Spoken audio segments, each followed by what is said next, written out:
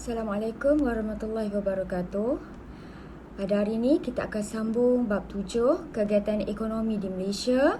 Subtopiknya 7.2 taburan kegiatan ekonomi utama di Malaysia.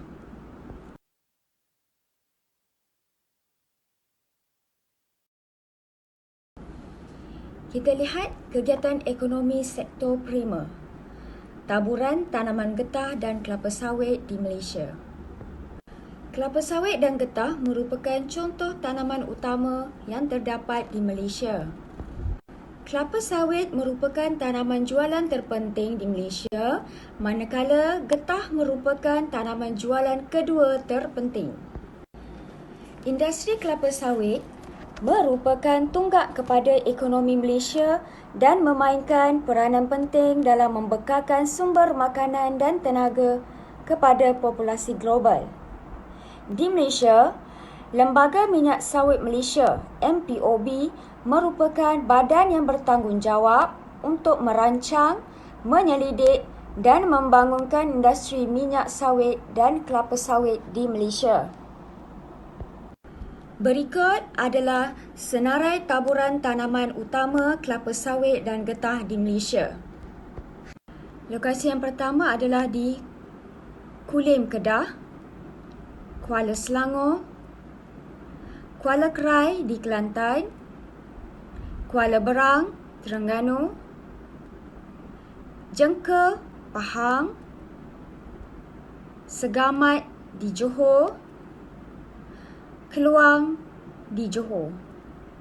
Seterusnya, Sibu di Sarawak, Papar, Sabah, Tenom, Sabah dan Lahad Datu di Sabah.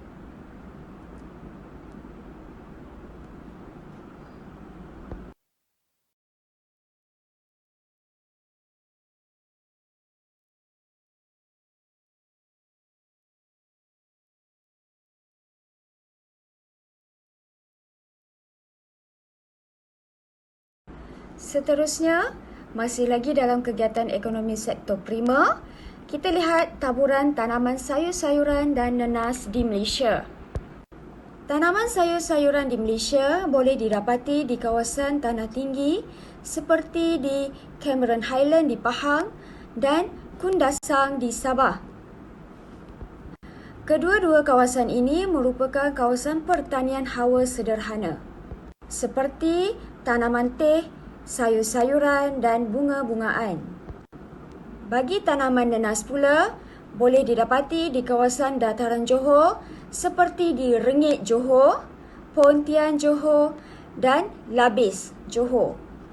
Tanaman nenas banyak terdapat di negeri Johor kerana jenis tanihnya sesuai untuk tanaman nenas iaitu tanih gambut.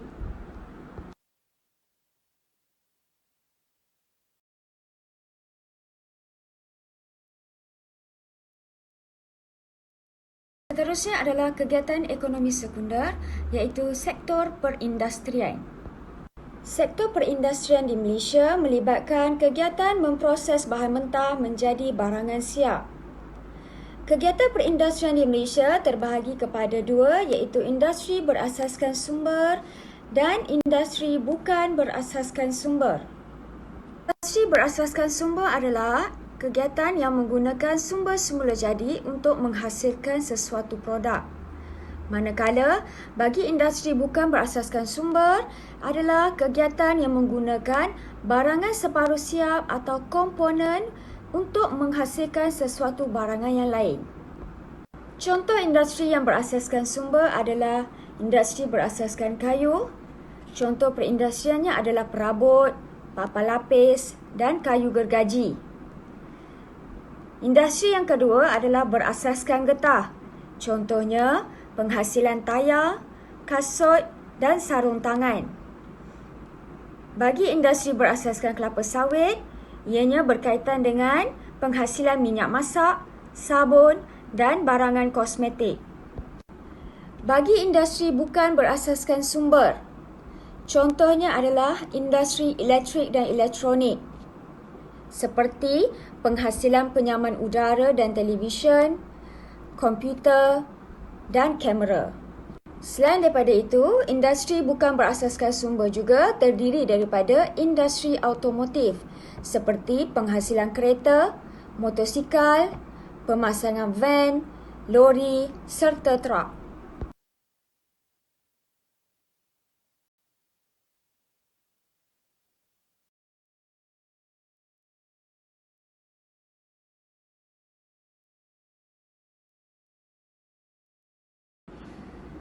Berikut adalah taburan kawasan perindustrian yang utama di Malaysia. Pelajar boleh merujuk pada buku teks pada muka surat 120 dan 121 untuk maklumat yang lebih jelas.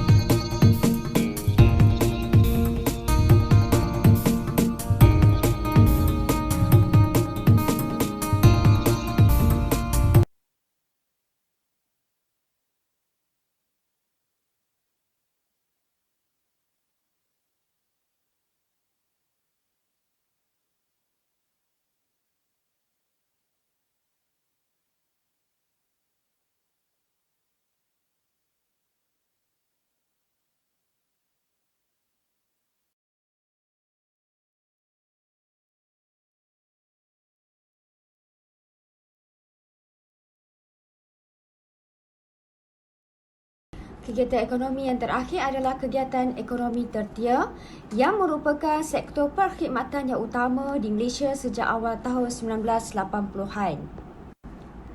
Perkembangan sektor pelancongan di Malaysia secara tidak langsung dapat meningkatkan keperluan perkhidmatan yang lain seperti pengangkutan, perhotelan dan perhubungan.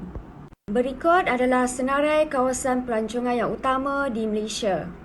Pelajar boleh merujuk dalam buku teks pada muka surat 22 dan 123.